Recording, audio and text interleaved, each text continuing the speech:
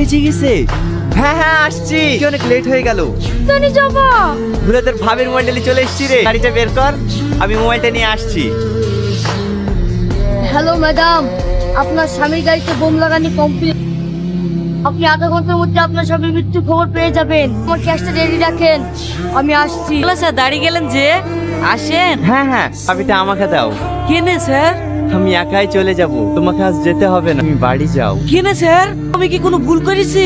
আরে না না, তুমি কোনো ভুল করনি, বাড়ি যাও, আজকে আমি একাই যাব। কিন্তু স্যার, আজকের দিনটা তোমার ফ্যামিলিকে সময় দাও, ভালো থেকো।